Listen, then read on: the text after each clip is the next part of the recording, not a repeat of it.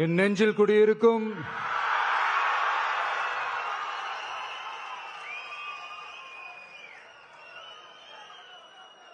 என்னுடைய தோழர்களுக்கும் தோழிகளுக்கும் தமிழக மக்களுக்கும் என்னுடைய வணக்கம்.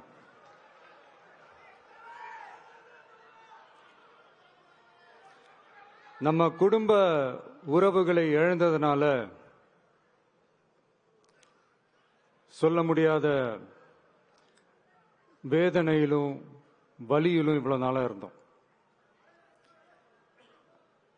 அப்படிப்பட்ட அந்த சூழல்ல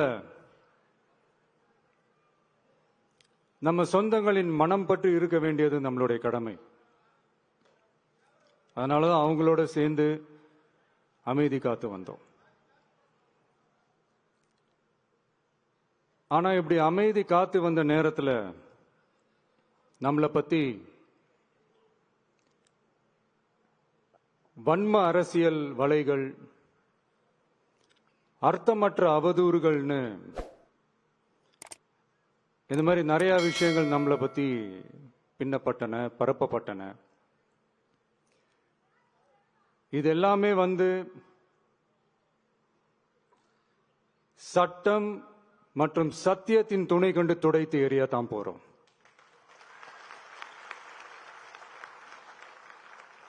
பட் அதுக்கு முன்னாடி தமிழக சட்டமன்றத்தில் நமக்கு எதிராக நிகழ்த்தப்பட்ட ஓர் உரைக்கு ஒரு நாகரிக பதிலடி கொடுக்கணும்னு நான் நினைக்கிறேன்.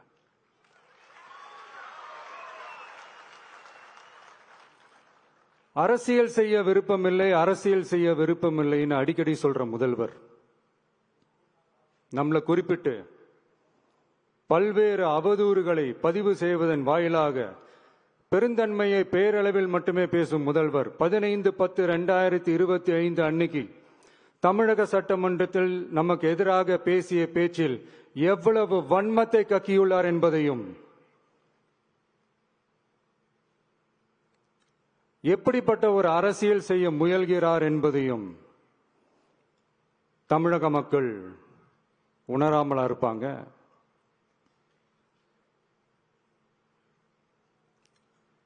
இந்த கரூரோட சேர்ந்து 5-6 மாவட்டத்துக்கு இந்த மக்கள் சந்திப்பு நிகழ்ச்சிகள்லாம் நடத்தியிருக்கிறோம், போயிருக்கிறோம்.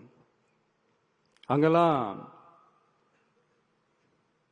இந்த லாஸ்ட் மினிட் வரைக்கும் எங்களுக்கு அந்த இடம் கொடுப்பாங்களா மாட்டாங்களா, பெர்மிஷன் தருவாங்களா மாட்டாங்களா, இப்படியே இழுத்து அடிச்சுக்கிட்டு இருப்பாங்க. நான் நாகப்பட்டினத்தில் சொன்னது மாதிரி தான். நாங்கள் ஒரு இடம் செலக்ட் பண்ணி கேட்போம், மக்கள் நல்லா ஸ்பேஷியஸா நின்று பார்க்குற மாதிரி. பட் அவங்க அதையெல்லாம் ரிஜெக்ட் பண்ணிட்டு மக்கள் நெருக்கடியோடு நின்று பார்க்குற மாதிரி ஒரு இடத்த செலக்ட் பண்ணி எங்களுக்கு கொடுப்பாங்க. இது டிஃபால்ட்டா எல்லா இடத்துலையும் இந்த ஒரு ஆர்குமெண்ட் நடந்துட்டு இருக்கும்னு வைங்க.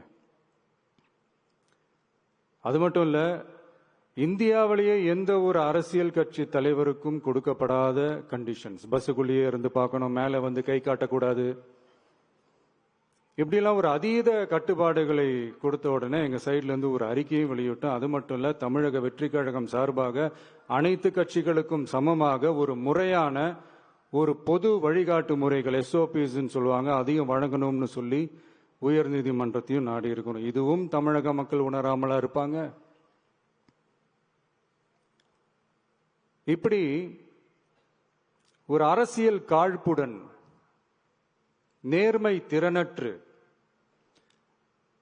நம்மளை பத்தி குற்றம் சாட்டியுள்ள குறுகிய மனம் கொண்ட முதல்வர் அவர்களுக்கு ஒரு சில கேள்விகள். உச்சநீதிமன்றத்தில், அதாவது 13/10/2025 அன்னைக்கு உச்சநீதிமன்றத்தில் நடந்த அந்த விவாதங்களை வைத்தும் அந்த உத்தரவுகளை வைத்தும் இந்த கேள்விகள். இப்படி பொய் மூட்டைகளா நம்மளை பத்தி இந்த அவதூறுகளை அவிழ்த்து விட்ட முதல்வர் அவர்களுக்கும் திமுக அரசுக்கும் சார்பாக கோடிகளை கொட்டி அமர்த்தப்பட்ட அறிவார்ந்த வழக்கறிஞர்கள் அவங்க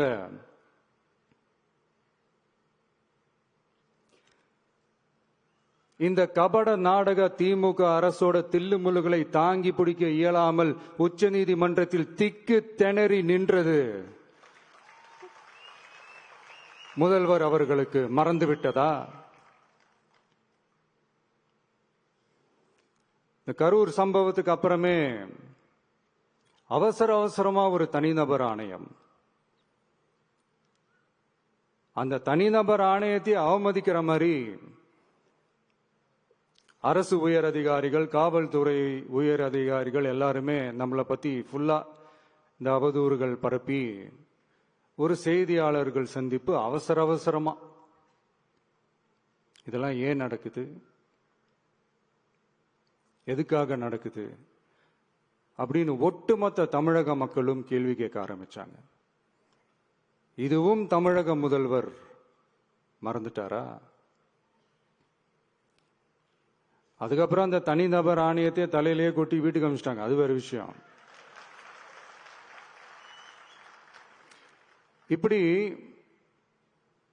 இப்படிலாம் கேள்வி கேட்ட உடனே ஏதாவது பதில் சொல்லி ஆகணும்ல. அதனால சட்டமன்றத்தில் பேசும்போது உண்மை நிலையை தெளிவுபடுத்தத்தான் அப்படின்னு ஏதோ இந்த சட்ட ரீதியாகவும் சத்தியத்திற்காகவும் நடந்தது போல ஏதோ சாமர்த்தியமா பேசுறதா நினைச்சு பேசியிருக்காங்க. இப்படி ஒரு 50 வருஷமா பொது வாழ்க்கையில் இருக்கிற ஒருத்தவங்க ஒரு முதல்வர் அவர்கள் சொன்னது எவ்வளவு பெரிய ஒரு வடிகட்டின பொய், சப்பை கட்டுன்னு நான் சொல்லல, உச்ச நீதிமன்றம் சொல்லியிருக்கிறாங்க. அவங்க சொன்னதெல்லாம் கொஞ்சம் என்னன்னு கொஞ்சம் லைட்டா பார்ப்போமா?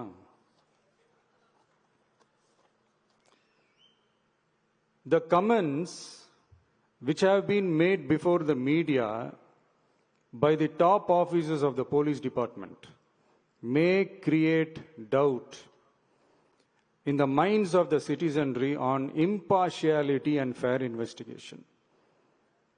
The faith and trust of the general public on the process of investigation must be restored in the criminal justice system. அதாவது அரசு காவல் உயர் அதிகாரிகள் ஊடகங்களிடம் பேசியது என்பது பொதுமக்களிடையே நியாயமான விசாரணை நடக்குமா என்ற சந்தேகத்தை ஏற்படுத்தக்கூடும் என்றும், நியாயமான விசாரணை மூலமே அந்த சந்தேகத்தை மீட்டெடுத்தே ஆக வேண்டும் என்றும் உச்சநீதிமன்றம் தமிழக அரசின் தலையில் ஓங்கி நறுக்கு நறுக்கு நறுக்கு என்று கொட்டியதை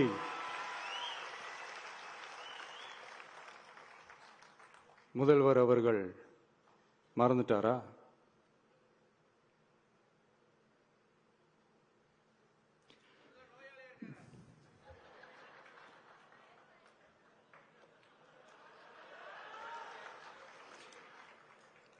மாண்புமை சென்னை உயர்நீதிமன்றத்தின் மாண்புமிகு நீதியரசர் SIT அமைத்து உத்தரவிட்டார் அல்லவா?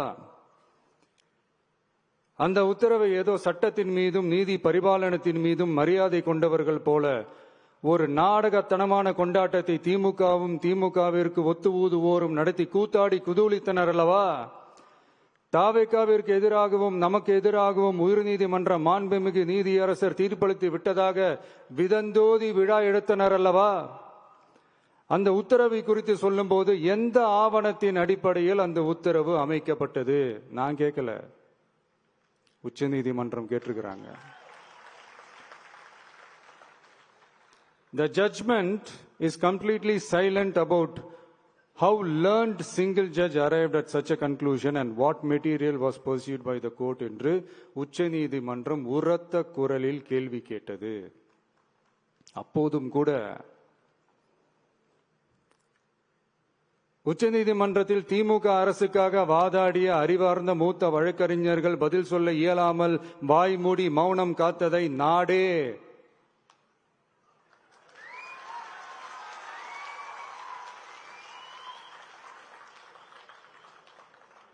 பார்த்ததல்லவா?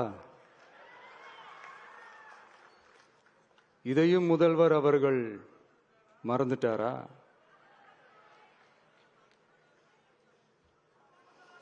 Such petition ought to be dealt with by the division bench, registering as public interest litigation in right earnest and not to be dealt with by a single bench. அதாவது பொது வழிகாட்டு முறைகளான SOP அமைக்கப்பட்டு வெளியிட வேண்டும் என்ற கோரிக்கையுடன் வந்த ரிட் மனுவை நீதிபதிகள் உச்சபட்ச அதிகார மயக்கத்தில் இருந்து பேசினாரோ முதல்வர் அவர்கள்?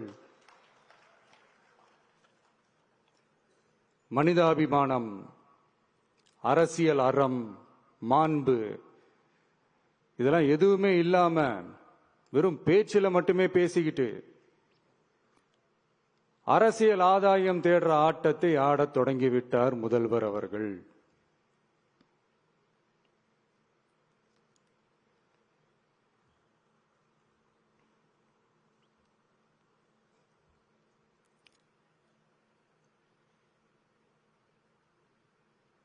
இதெல்லாம் என்ன அவங்களுக்கு புதுசா? என்ன 1969க்கு அப்புறமே எப்போ கட்சி அவங்க கைக்கு வந்ததோ, இன்னும் குறிப்பா சொல்லணும்னா 1972க்கு அப்புறம் கேள்வி கேட்க ஆளே இல்லாம போச்சுல, அதுக்கப்புறமே இந்த திமுக தலைமை இப்படிதானே இருக்குது. இப்ப நாங்க கேட்டோமே இந்த சில கேள்விகள், இதெல்லாம் நான் கேட்கல, சுப்ரீம் கோர்ட் கேட்டிருக்கு. இதனால என்ன புரிய வருது? இந்த கவர்மெண்ட் நடத்துற அந்த விசாரணை மேல சந்தேகம் ஏற்படுதுன்னா அதுக்கு என்ன அர்த்தம்? உங்க மேல நம்பிக்கை இல்லைன்னு அர்த்தம்.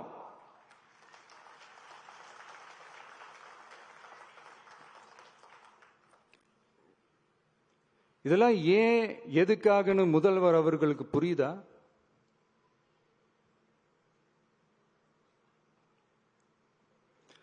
சுப்ரீம் கோர்ட் சொன்னதோட மட்டும் இல்ல, நிஜத்திலும் இன்னைக்கு மக்களுக்கு இந்த கவர்மெண்ட் மேல இருக்கிற நம்பிக்கை மொத்தமாக மண்ணுக்குள் புதைந்து விட்டது.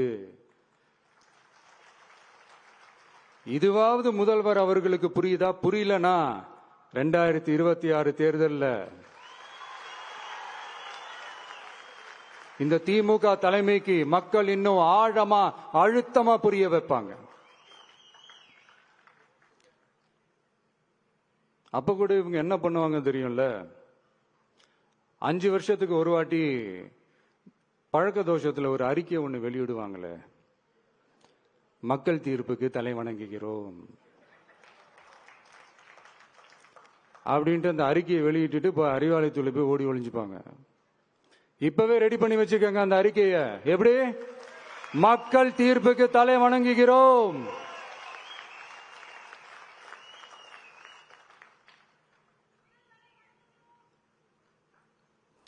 நான் போன பொதுக்குழுவில் சொன்னதை தான் இங்க நான் திரும்பவும் சொல்றேன். இயற்கையும் இறைவனும் நம் தமிழக சொந்தங்களின் வடிவில் மாபெரும் மக்கள் சக்தியை நம்ம கூடவே நிற்கும் போது எம் மக்களுக்கான அரசியலை தடுப்பவர் எவர்? அதனால தோழர்களே, நமக்கு வந்திருக்கிற இந்த இடையூறு வெறும் டெம்பரவரி மட்டும்தான். எல்லாத்தையும் தகர்த்தெறிவோம், மக்களோட கை கோர்த்து நிற்போம், மக்களோட களத்துல போய் நிற்போம். நம்ம பயணத்துல தடம் மாறவே மாட்டோம். இப்பவும் சொல்றேன்,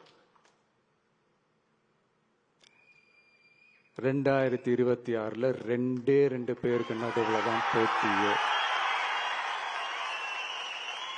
ஒண்ணு, இன்னொன்னு